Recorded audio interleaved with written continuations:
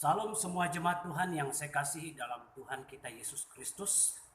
Salam bertemu kepada kita sekali lagi dan selamat hari Minggu. Selamat beribadah online untuk kita semua dimanapun kita berada pada pagi hari ini. Saya percaya Tuhan memberkati waktu yang kita luangkan bersama dengan Dia. Jadi sebelum kita lebih lanjut, mari kita berdoa. Saya pimpin kita di dalam doa. Bapa kami dalam kerajaan surga, Tuhan kami Yesus Kristus, kami bersyukur pada pagi hari ini ya Tuhan, untuk kesempatan yang Engkau berikan kepada kami.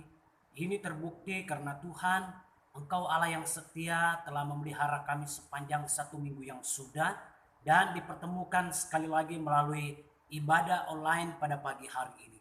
Terima kasih ya Tuhan. Sebelum kami lebih lanjut Bapa, kami datang menyerahkan diri kepada Tuhan. Ampuni kami ya Tuhan dari segala dosa-dosa kami yang kami lakukan. Kadang-kadang Tuhan kami tidak sadar apa yang kami perbuat sehingga Bapa semua itu tidak berkenan di mata-Mu. Jadi karena itu Tuhan ampuni kami agar kami berkenan untuk datang menghadap Tuhan dalam pertemuan ibadah raya ini. Lebih-lebih lagi ya Bapa datang menghadap meja Tuhan yang akan kami adakan pada pagi hari ini sebagai peringatan. Karena itu telah dipertanggungjawabkan oleh Tuhan kepada setiap orang percaya agar senantiasa mengingat kembali tentang pengorbanan Yesus di atas kayu salib oleh karena dosa kami. Terima kasih ya Tuhan, terpujilah nama-Mu, sertai kami ya Tuhan, karena kami juga akan lanjut dengan firman Tuhan. Roh Kudus Tuhan akan berkarya di tengah-tengah kami untuk memberi kepada kami hikmat agar Tuhan kami dapat mengerti tentang firman-Mu yang akan kami sama-sama belajar pada pagi hari ini. Hamba-Mu yang akan berbicara, hamba-Ku tidak punya apa-apa, namun siap dipakai Tuhan untuk menjadi saluran berkat pada pagi hari ini. Biarlah Engkau selindungi di belakang kayu salib-Mu ya Tuhan. Kau sendiri yang berbicara kepada kami karena kami siap mendengar apa yang akan Tuhan bicarakan kepada kami. Terima kasih ya Tuhan. Terpujilah nama-Mu. Dengar doa kami dalam dan atas nama Tuhan Yesus. Kami mengucap syukur dan berdoa. Amin. Pertama sekali saya ingin mengucapkan terima kasih kepada tim ibadah raya yang juga telah membawa kita mengangkatkan satu pujian sembah sebagai ucapan syukur kita kepada Tuhan ya. Jadi tidak akan pernah berkesudahan ucapan syukur kita, baik waktu kita sendiri, baik waktu kita berkumpul bersama dengan keluarga, bahkan waktu kita bersama dengan teman-teman, kita tetap mengucap syukur, baik melalui kata-kata kita, pengagungan kita, baik melalui pujian, baik melalui doa. Itu ucapan syukur kita. Ya, terima kasih kepada tim ibadah raya. Tuhan memberkati pelayanan kalian dan Tuhan akan memakai lebih lagi untuk hari-hari yang akan datang. Terima kasih, Tuhan memberkati.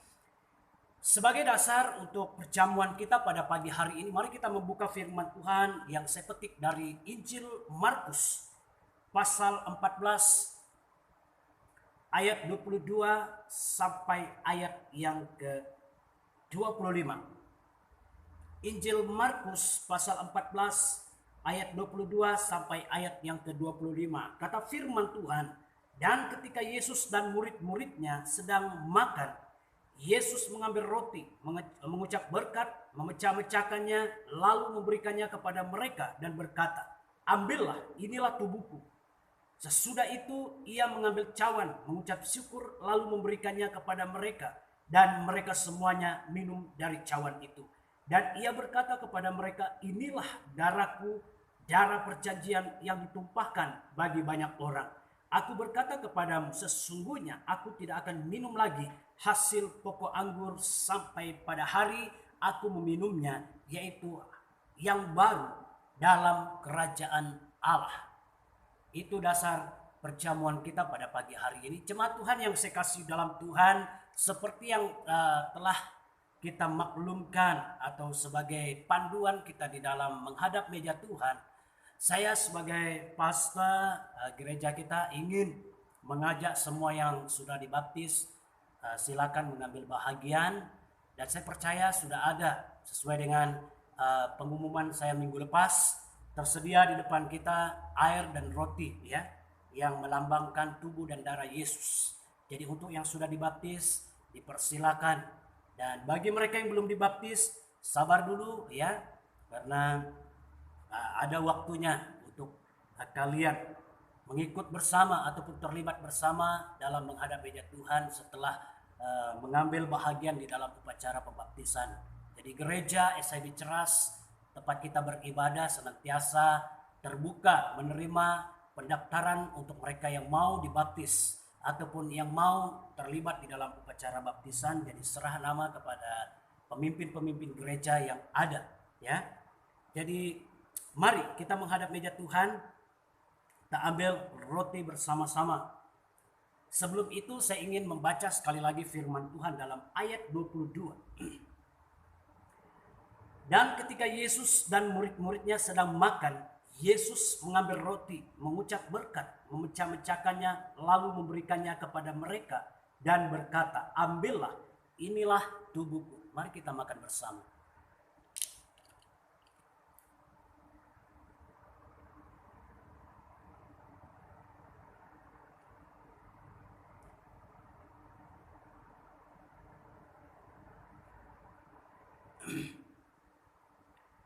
Mari kita sekali lagi sediakan air yang ada. Sebelum itu saya membaca sekali lagi ayat yang ke-23 dan 24. Kata firman Tuhan, sesudah itu ia mengambil cawan, mengucap syukur, lalu memberikannya kepada mereka, dan mereka semuanya minum dari cawan itu. Dan ia berkata kepada mereka, inilah darahku, darah perjanjian yang ditumpahkan bagi banyak orang. Mari kita minum bersama.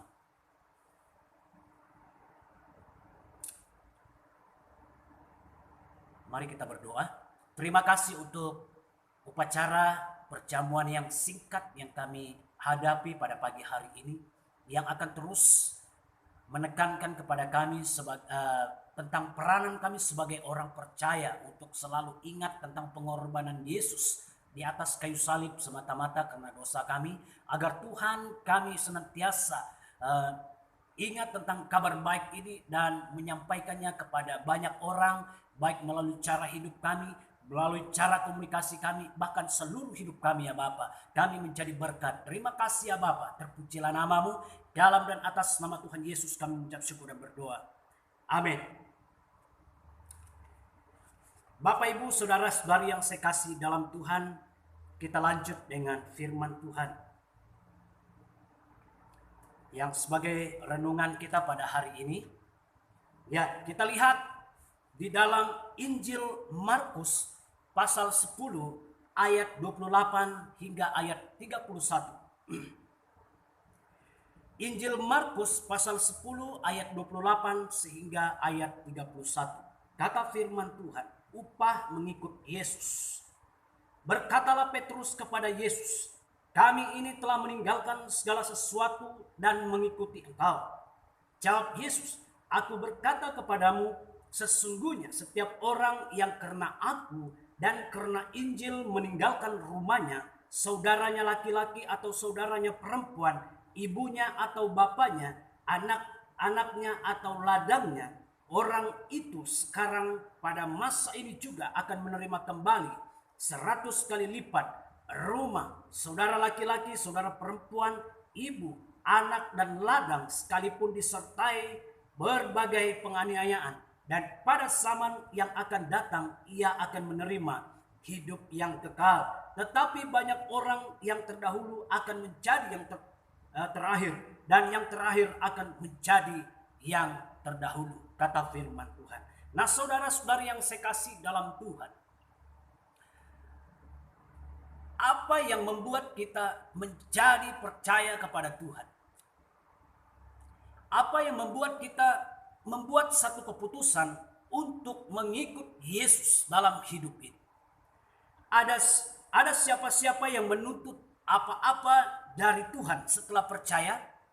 Seperti apa yang berlaku dengan Petrus. Banyak orang Kristen generasi sekarang seperti Petrus, saudara, di mana mereka ingin menyogok ataupun memberi rasuah kepada Tuhan dengan menjadi percaya dahulu, baru minta itu dan minta ini. Jadi itu yang akan membuat di ujung kehidupan orang seperti ini akan berakhir dengan kekecewaan. Kenapa saudara? Karena mereka berpikir bahwa menjadi percaya senang saja minta daripada Tuhan. Senang saja mohon daripada Tuhan, seperti kita menekan. Seperti yang selalu saya tekankan, tekan mesin ATM. Kalau kita mau 50 ringgit, keluar 50 ringgit. Iya, banyak orang Kristen demikian. Mau percaya kepada Tuhan agar Tuhan mengubah hidupnya menjadi lebih baik. Contoh, di dalam pekerjaan dia mau percaya kepada Tuhan agar Tuhan mengubah pekerjaannya menjadi lebih sukses, menjadi lebih berhasil. Ataupun dia mengalami masalah kesehatan, menjadi percaya lalu minta agar Tuhan menyembuhkannya, dia disembuhkan. Banyak orang-orang Kristen sedemikian rupa, saudara. Ini tidak jauh bedanya dengan merasuah Tuhan Yesus. Percaya kepada Tuhan terlebih dahulu, agar bila percaya kepada Tuhan, apapun yang kita minta di dalam doa, Tuhan akan melakukan.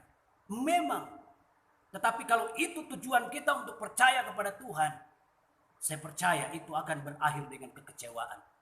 Nah, saudara yang saya kasih dalam Tuhan, apa kata firman Tuhan tentang perkara ini? Pertama, Petrus menuntut haknya. Ayat yang ke-28. Ini memberi gambaran kepada kita sebagai orang percaya saat ini. Tidak jauh bedanya dengan Petrus. Banyak orang-orang Kristen yang saat ini sepertinya Petrus. Di mana kata firman Tuhan berbunyi demikian. Berkatalah Petrus kepada Yesus, kami telah meninggalkan segala sesuatu dan mengikuti engkau. Tujuan dia mengajukan soalan ini kepada Tuhan agar Tuhan memberi upah sesuai dengan apa yang telah Petrus lakukan. Menjadi percaya, meninggalkan segala sesuatu, meninggalkan keluarga, meninggalkan pekerjaan. Lalu Tuhan, apa upah kami mengikuti engkau? Banyak yang menuntut seperti itu pada saat ini. Nah, saudara yang saya kasih dalam Tuhan, apa balasan setelah tinggalkan keluarga, kata Petrus? Apa? Dan juga apa yang kami dapat setelah percaya? Tuhan, apa yang kami dapat? Hidup kami tidak jauh bedanya dengan cara hidup yang sebelum mengenal engkau. Ataupun hidup kami sebelum percaya kepadamu, sebelum mengikuti engkau, kami tidak pernah mengalami apa-apa yang jauh lebih baik. Lalu Petrus mengajukan pertanyaan itu, saudara. Saudara-saudari yang saya kasih dalam Tuhan, hati-hati menjadi orang percaya, menjadi orang Kristen, bila itu tujuan yang paling utama di dalam hati kita menjadi percaya kepada Yesus, agar apapun yang kita minta Tuhan bagi, itu akan membuat kita kecewa, saudara. Itu akan membuat kita putus asa, lalu tidak akan sampai ke garis akhir. Jadi sebaliknya pertanyaan itu terkandung makna tersendiri. Pertama, kalau hidup kita saat ini, generasi sekarang, datang ke gereja supaya senang mencari jodoh. Ini untuk anak-anak muda, ya. Datang ke gereja supaya dipertemukan dengan jodoh. Bahkan ada yang datang percaya kepada Tuhan agar Tuhan memberi dia pekerjaan yang lebih baik. Dan seterusnya. Percaya kepada Tuhan seperti yang saya katakan tadi, agar disembuhkan. Memang kalau sesuai dengan iman kita, sesuai maunya Tuhan, menurut pandangan Tuhan, jika kita disembuhkan, itu adalah rencana Tuhan, bukan maunya kita. Sakit-sakit kita minta Tuhan menyembuhkan kita, kalau bukan waktu Tuhan, saya percaya kita juga belum disembuh-sembuhkan. Jadi karena itu, saudara yang saya kasih dalam Tuhan, ingat apa yang telah Petrus lakukan ini. Memberi kesadaran kepada kita bahwa apapun yang kita bayar melalui iman percaya kita, jangan tuntut daripada Tuhan saat ini. Tuhan bertindak sesuai maunya dia. Tuhan bertindak sesuai dengan apa yang dia pandang baik untuk pribadi kita. bukan sesuai dengan maunya kita. Kita mau Tuhan mengubah hidup kita, kita mau Tuhan memberi kita pekerjaan yang baik, kita mau Tuhan memberi kita jodoh yang baik, kita mau Tuhan menyembuhkan kita. Memang jauh di dalam sudut hati kita, kita mau yang seperti itu. Tetapi ingat, apa kata firman Tuhan? Bila tidak terjadi apa-apa setelah percaya ataupun ikut Yesus, akan ada kekecewaan, tidak setia, tegar teguk seperti apa yang dialami oleh orang Israel saat mereka keluar daripada Mesir. Lebih parah lagi, ada orang Kristen, orang yang percaya kepada Tuhan, setelah apa yang mereka mau daripada Tuhan, setelah mereka menjadi orang percaya, tidak berlaku. Mereka berani mengeluarkan kata-kata bahwa Tuhan tidak wujud. Mereka berkata Tuhan tidak hidup. Nah, saudara yang saya kasih dalam Tuhan, perlu kita lihat bahwa apa yang dilakukan oleh Petrus ini mengajar kita tentang Tuhan melakukan sesuai dengan waktunya. Itu makanya firman Tuhan katakan segala sesuatu ada waktunya dalam hidup kita, ya. Tidak semua hidup kita menjadi orang percaya akan menderita terus. Tuhan akan melakukan yang lebih baik. Tuhan akan melakukan sesuai dengan maunya Dia, bukan sesuai dengan maunya kita. Jadi karena itu saudara yang saya kasih dalam Tuhan, belajar daripada Petrus. Jangan menuntut oleh karena engkau percaya kepada Tuhan hari ini, engkau mau supaya Tuhan melakukan sesuai dengan apa yang engkau mau. Tidak, saudara. Yang kedua, Yesus menjawab pertanyaan Petrus secara rohani ataupun di luar pemikiran manusia, di mana dia katakan di dalam ayat yang ke-29 sampai ayat yang ke-30. Jawab Yesus, aku berkata kepadamu, sesungguhnya setiap orang yang karena aku dan karena Injil meninggalkan rumahnya, saudaranya laki-laki atau saudaranya perempuan, ibunya atau bapaknya, anak-anaknya atau ladangnya, orang itu sekarang pada masa ini juga akan menerima kembali 100 kali lipat rumah, saudara laki-laki, saudara perempuan, ibu, anak dan ladang, sekalipun disertai berbagai penganiayaan. Dan pada zaman yang akan datang, ia akan menerima hidup yang kekal. Kata Yesus. Hidup orang percaya diberkati 100 kali lipat. Tanpa kita pikirkannya. Ataupun menurut kata-kata Tuhan ini di luar pemikiran kita. Bagaimana mungkin kita boleh memiliki apa yang dikatakan oleh Tuhan, rumah, saudara laki-laki, saudara perempuan, dan sebagainya. Jadi kita lihat bersama-sama. Dikatakan oleh Tuhan di sini bahwa rumah, bila kita percaya kepada Tuhan, dimanapun juga kita pergi, ramai orang Kristen, orang yang percaya kepada Tuhan menawarkan tempat tinggal untuk kita, saudara. Tanpa bayar lagi itu. Iya. Karena kenapa? Inilah salah satu berkat yang dijanjikan oleh Tuhan di dalam dunia ini. Apalagi di dalam kerajaan surga. Itu lebih lagi 100 kali lipat. Saudara laki-laki, saudara perempuan, anak dan seterusnya. Itu makanya kita di dalam community gereja, ya, semua kita anggap saudara-saudara kita, ya. Baik yang sudah tua kita anggap mereka sebagai bapak, ibu, uncle, abang dan seterusnya, ya. Ini yang dikatakan oleh Tuhan. Ya, jangan khawatir tentang hal itu. Saudara laki-laki, saudara perempuan, ibu, anak dan ladang, sekalipun kita disertai dengan penganiayaan, kata firman Tuhan. Pada zaman yang akan datang, jika kita tetap setia kepada Tuhan, kita akan memiliki semua itu di dalam kerajaan surga. Di dalam kerajaan yang tidak akan pernah punah, yang tidak akan pernah binasa, namun kerajaan yang kekal. Kita akan menjadi mencukupi, bahkan lebih daripada mencukupi, saudara. Jadi yang ketiga, apa kata firman Tuhan?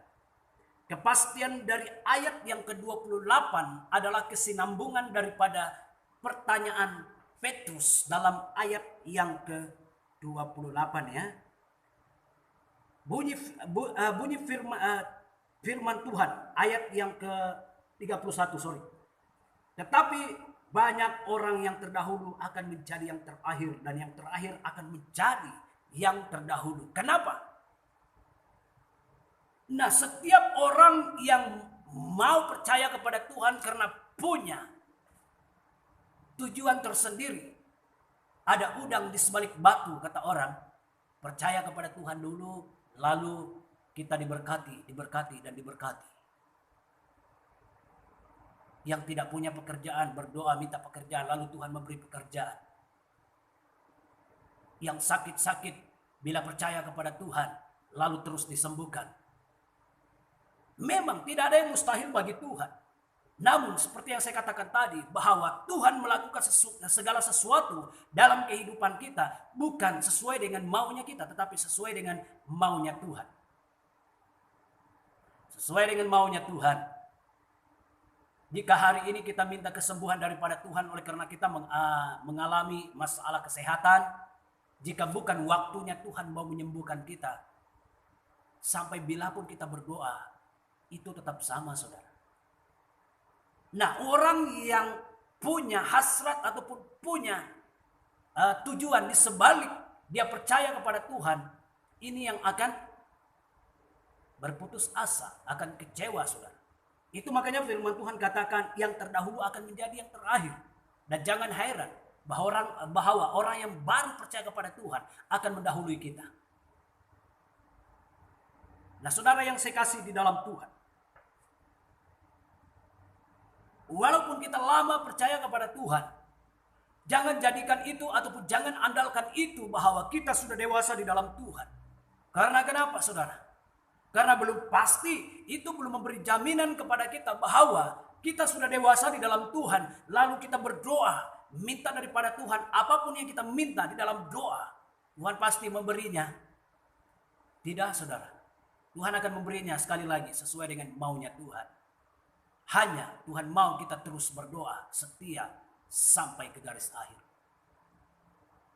Yang punya tujuan di sebalik imannya ataupun tujuan di sebalik dia percaya kepada Tuhan agar mendapat jodoh, agar mendapat pekerjaan, agar disembuhkan.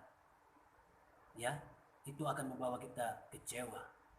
Lalu tinggalkan Tuhan. Lalu dengan berani katakan Tuhan tidak pernah wujud. Tuhan tidak pernah peduli. Padahal Tuhan peduli. Cuma Tuhan menunggu waktu yang sesuai untuk melakukan sesuatu yang luar biasa dalam kehidupan kita semua. Nah, saudara yang saya kasih dalam Tuhan, sebagai kesimpulan, jarang perubahan secara nyata ataupun secara fisikal berlaku setelah menjadi percaya. Jarang sekali. Hanya orang yang terpilih, hanya orang yang sesuai mendapatkannya yang mengalaminya, saudara. Tidak semua orang percaya itu akan mengalami perubahan total. Tidak akan mengalami perubahan fisikal yang nyata menurut maunya kita. Tetapi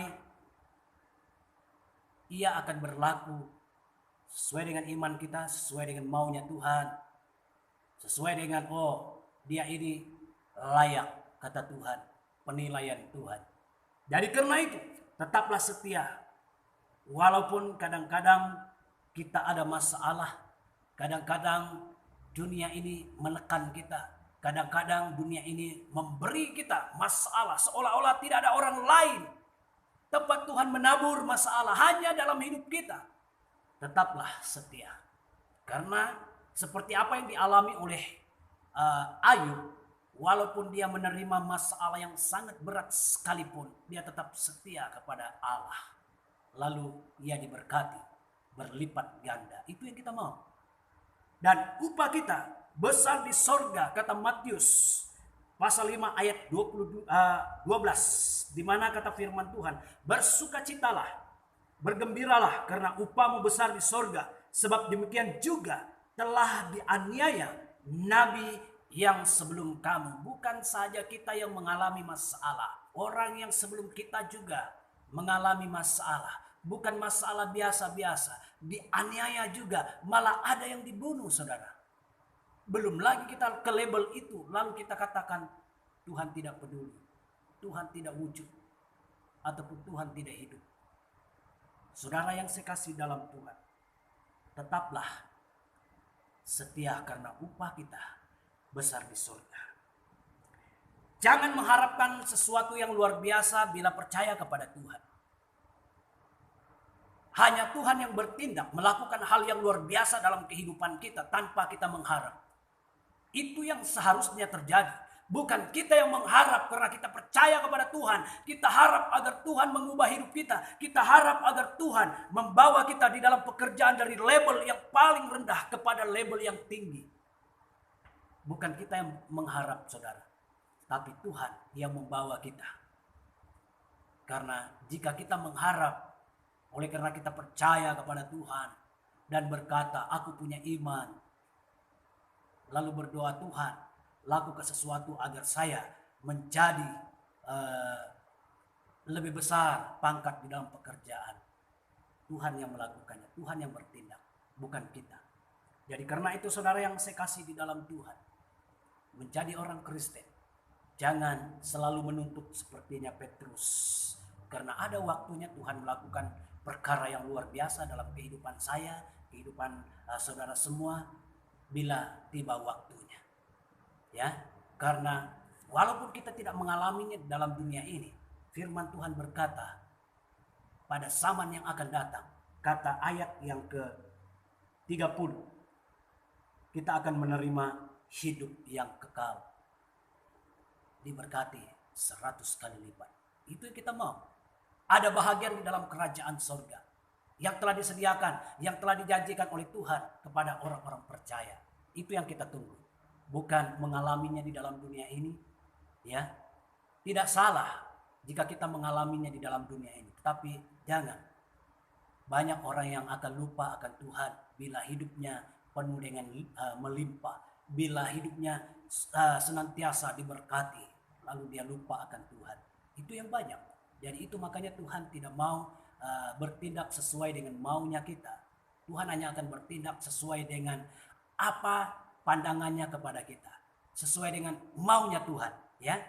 Jadi saudara yang saya kasih dalam Tuhan, firman Tuhan sampai di sini. Tuhan memberkati kita. Mari kita berdoa. Terima kasih untuk firman-Mu pada pagi hari ini. Kami percaya, singkat, bahkan Tuhan kami akui masih belum sampai kepada tujuan yang sesungguhnya, yang paling dalam. Tapi inilah kekurangan kami sebagai manusia. Kami percaya Roh Kudus Tuhan akan terus bekerja, berbicara kepada kami. Supaya Tuhan kami mengalami perubahan dan jamahan firman Tuhan setiap waktu yang akan membawa kami mengalami hidup di dalam kebenaran. Terima kasih ya Bapa, terpujilah nama-Mu. Berkati umat-Mu sepanjang 1 minggu ini sekali lagi dalam pekerjaan mereka. Engkau adalah Allah perlindungan kami. Lindungi kami dari segala hal-hal yang tidak baik. Lebih-lebih lagi ya Tuhan, dunia ini khususnya negara kami masih lagi takut dengan virus COVID-19. Tapi kami percaya dan yakin melangkah bersama dengan Tuhan. Kami tetap di bawah perlindungan-Mu. Terima kasih ya Tuhan, berkati keluarga-keluarga yang ada, berkati mereka yang masih bujang, berkati pekerjaan mereka yang sakit Tuhan. Nyatakan belas kasihan-Mu. Memang jauh di sudut hati kami mau supaya mereka disembuhkan. Tetapi itu adalah rencana Tuhan bagi setiap pribadi kami. Terima kasih ya Tuhan. Terpujilah nama-Mu. Dalam dan atas nama Tuhan Yesus kami ucap syukur dan berdoa. Amin. Tuhan memberkati. Bertemu lagi minggu depan.